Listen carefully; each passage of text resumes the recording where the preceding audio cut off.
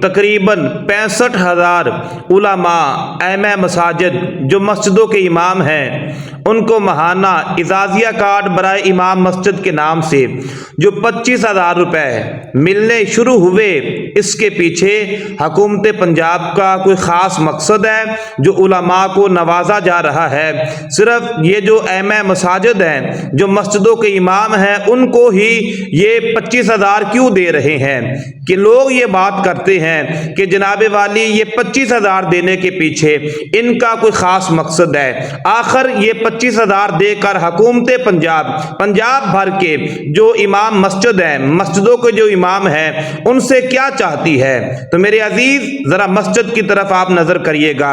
मस्जिद का माहौल ये है, फ़िरका वारियत पे हम लानत भेजते हैं। कोई अहले हदीस है वो अहले हदीस रहे, कोई देवबंदी है वो देवबंदी रहे, कोई अहले तशी है वो अहले तशी रहे, कोई अहले सुन्नत बरेलवी है वो अहले सुन्नत बरेलवी रहे। हम न किसी पे तंज करते हैं, न किसी पे कीचड़ उछालते हैं। सारे अल्लाह रसूल की इबादत करे अपने अपने अंदाज के अंदर। मंजिल सब की मदीना है। हर कोई रब्बे कायनात रब जल्ला जलालहू को राजी करना चाहता है। अगर किसी सहाबी की शान में या किसी आले रसूल के शहजादे की शान में या अल्लाह के किसी नबी या किसी अल्लाह के वली के बारे में बात होती है, तो लोग अगर इसको फिरका वारियत कहते हैं, तो मेरे अजीज ये फिरका वारियत नहीं है। मसाइल के अंदर इख्तलाफ हो सकता है, जो चंद फरूई मसाइल हैं, ये कोई कुफर इस्लाम का मसला नहीं है। पहले नंबर पे ये बात।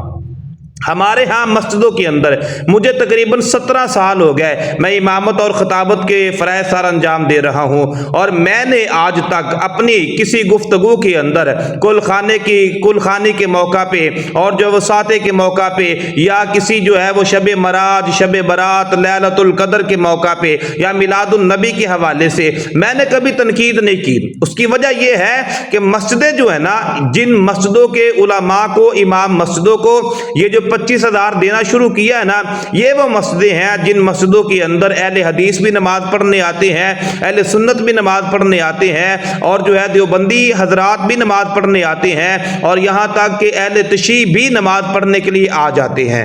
अब ज़रा गौर करिएगा, जिस तरह अहले सुन्नत बरेलवियों की मस्जिदों के अंदर ये लोग आ जाते हैं, ऐसे ही हमारे बहुत सारे लोग जो हैं इनकी मस्जिदों में नमाज पढ़ने के लिए जाते हैं। रफ़ा यदैन करना ना करना ये फरूई मसाइल है, जो करता है वो करता रहे, जो नहीं करता ये कुफर इस्लाम का मसला नहीं है। दूसरे नंबर पे कहते हैं जी सियासी मामलात के अंदर। तो मेरे अजीज ये बात याद रखे, जो मस्जिदें हैं, मस्जिदों के अंदर अक्सरियत के साथ शायद कोई शादो नाजर कोई ऐसी मस्जिद हो जहाँ पे जो है वो सियासी गुफ्तगू की जाए, वरना ये जो मस्जिद इंतज़ामिया है और जो नमाजी हजरात हैं वो इस चीज़ को पसंद ही नहीं करते कि मस्जिदों के अंदर सियासी गुफ्तगू की जाए।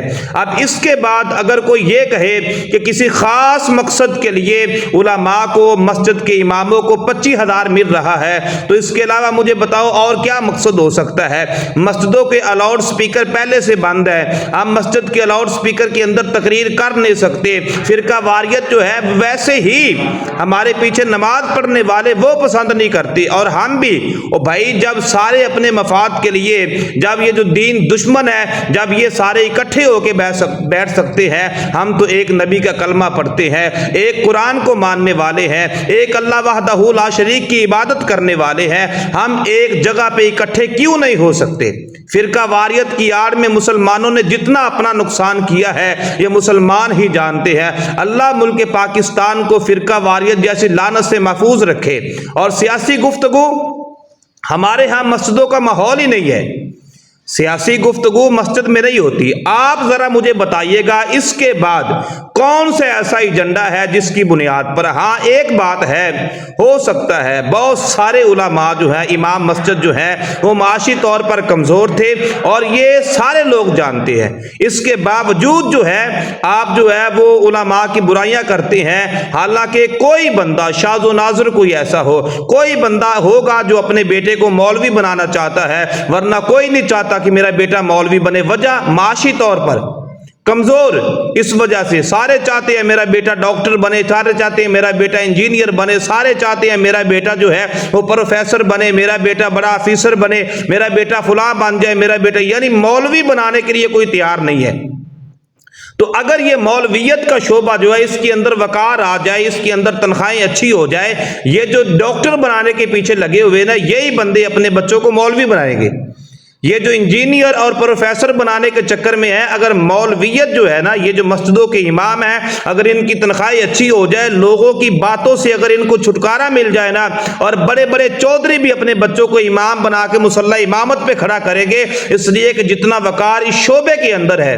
اور میں علماء کو یہ کہوں گا، لوگ باتیں کرتے ہیں، کرتے رہے، ہم نے لوگوں کی باتوں کی پرواہ نہیں کرنی، ہم نے مصلی رسول پہ کھڑے ہو کر اللہ رسول کو راضی کرنے کے لیے ہم نے زندگی میں یہ ڈیوٹی دینی ہے، اور انشاءاللہ اس ڈیوٹی کی برکت سے اللہ ہماری یہ جو دنیا کی زندگی ہے اس کے اندر بھی اللہ ہمیں برکت عطا فرمائے گا، اللہ ہماری اگلی منزلوں کے اندر بھی اسی دین کی وجہ سے اللہ برکت عطا فرمائے گا، اللہ اپنی رحمتوں کا نزول فرمائے گا۔